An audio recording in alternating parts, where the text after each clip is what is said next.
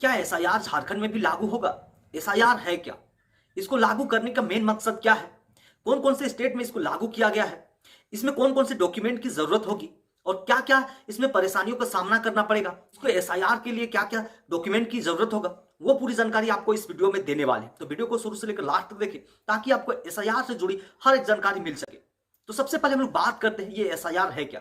SIR यानी कि special intensive revision, इसको हिंदी में कहा जाता है विशेष गहन पुनरीक्षण। एसआईआर के द्वारा भारतीय निर्वाचन आयोग यानी कि इलेक्शन कमीशन ऑफ इंडिया के द्वारा मतदाता जो सूची होता है उसको अपडेट और शुद्ध किया जाता है। इस प्रक्रिया के द्वारा मतदाता सूची में जो त्रुटि होती है उसको दूर किया जाता है और मतदाता सूची में और जो नई योग्यता वाले मतदाता होते हैं उनको जो उसमें जोड़ा जाता है।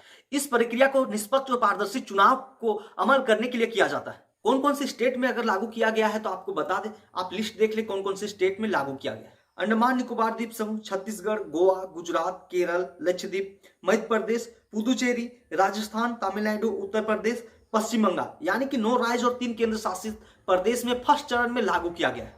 एसआईआर से जुड़ी जानकारी आपको स्क्रीन में दिखाई दे रही, उसमें आप ध्यान से देखिए, मैं उसको आपको बताने वाला। एसआईआर से जुड़ी जानकारी ये रही। इलेक्शन कमीशन 1 अक्टूबर 2025 से 31 दिसंबर 2025 तक स्पेशल इंटेंसिव रिवीजन एसआईआर के नाम से वोटर लिस्ट को सही करने का एक खास प्रोग्राम चला रहा है। इस प्रोग्राम के जरिए 18 साल या उससे ज्यादा उम्र के लोगों को यह साबित करना होगा कि भारतीय नागरिक और वोटर लिस्ट में दर्ज होने लायक है। अगर आपका उम्र 18 साल या उससे ज्यादा हो चुका है तो आपको यह साबित करना होगा कि आप जो है भारत के ही नागरिक हैं, ये आपको साबित करना होगा। उसके लिए क्या क्या डॉक्यूमेंट चाहिए, नीचे जो 4 कॉलम दिया गया है उसमें आप देखिए, उसमें आपको डिटेल से दिया गया तो उसको भी देखिए। लेकिन उससे पहले क्या बताया गया है वो चीज एक बार देख लेते हैं। वोटर की पहचान और नागरिकता की जांच कैसे होगी, देखिए उसमें क्या बोला है। आपके इलाके के बीएलओ घर घर जाकर वोटरों की जांच करेंगे और आपसे एक गणना फॉर्म भरवाएंगे और आपके जन्म तिथि या जन्म स्थान के सबूत के लिए डॉक्यूमेंट जमा करेंगे और एक पासपोर्ट साइज फोटो लेंगे। जांच की बुनियादी 2003 की वोटर लिस्ट होगी। बीएलओ आपके पास आपके इलाके की 2003 की वोटर लिस्ट लेकर आएंगे। जांच के लिए वोटर को 4 हिस्सा में बांटा गया, यानी कि जांच के लिए वोटर जो लिस्ट होगा उसको 4 हिस्से में बांटा गया। इसमें देखिए पहला हिस्सा क्या बोला है, कैटेगरी ए में जो जिसका जन्म 1 जुलाई 1987 से पहले हुआ है और का नाम 2003 के वोटर लिस्ट में भी है, तो उनको क्या कागज दिखाना होगा। उसके लिए बोल रहा है कि सबूत के तौर पर सिर्फ 2003 के वोटर लिस्ट की फोटोकॉपी जमा करनी होगी और कोई भी डॉक्यूमेंट नहीं चाहिए। यानी कि फोटोकॉपी 2003 का अगर जमा कर देंगे उसमें अगर आपका नाम है तो आपको और कोई भी डॉक्यूमेंट नहीं देना। ये एक हुआ। बी को देखिए, जिसका जन्म 1 जुलाई 1987 से पहले हुआ हो लेकिन उनका नाम 2003 की वोटर लिस्ट में नहीं है, यानी कि 2003 के वोटर लिस्ट में नहीं है, तो आपको क्या करना होगा। देखिए अपनी जन्म तिथि जन्म स्थान साबित करने के लिए नीचे दी गई 11 डॉक्यूमेंट की लिस्ट में से कोई एक डॉक्यूमेंट देना होगा। यानी कि जो 11 डॉक्यूमेंट है, मैं बताने वाला हूं क्या है, उसमें से एक आपको देना होगा।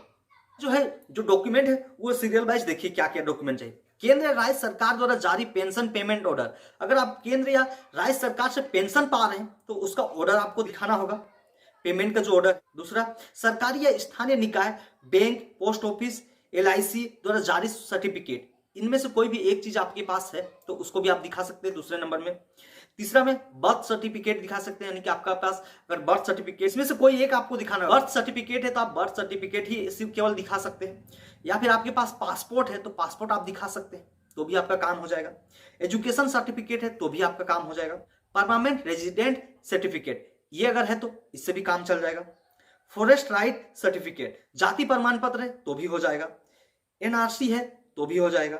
राज्य या लोकल बॉडी द्वारा तैयार फैमिली रजिस्टर, राज्य या लोकल बॉडी के द्वारा आपका जो फैमिली का जो रजिस्टर तैयार किया गया है उस समय का, तो उससे भी काम हो जाएगा। जमीन या हाउस अलॉटमेंट का जो सर्टिफिकेट है उसको भी आप दिखा सकते हैं। इनमें से कोई भी एक अगर आप दिखाते हैं तो आपका जो काम हो जाएगा, आपका काम हो जाएगा, आप कुछ नहीं करना होगा। आगे देखिए तीसरे नंबर में क्या बोला है, जिसका जन्म 1 जुलाई 1987 से 2 दिसंबर 2004 के बीच में हुआ है, इसके बीच में अगर हुआ है तो उसको 2 डॉक्यूमेंट देने होंगे। नीचे दी गई 11 डॉक्यूमेंट के लिस्ट में, मतलब अपने लिए खुद के लिए दिखाना होगा कि अपनी जन्म तिथि या जन्म स्थान साबित करने के लिए, अपना जन्म तिथि अपना जन्म स्थान साबित करने के लिए आपका डॉक्यूमेंट दिखाना होगा। उसके साथ माँ या बाप किसी एक का जन्म तिथि और जन्म स्थान साबित करने के लिए उनका भी डॉक्यूमेंट दिखाना होगा। आपके साथ उनका किसी एक, जो 11 दिखाया ना उसमें आपका भी एक दिखाना होगा, अपना मम्मी या पापा का भी एक दिखाना होगा, तो आपका काम हो जाएगा।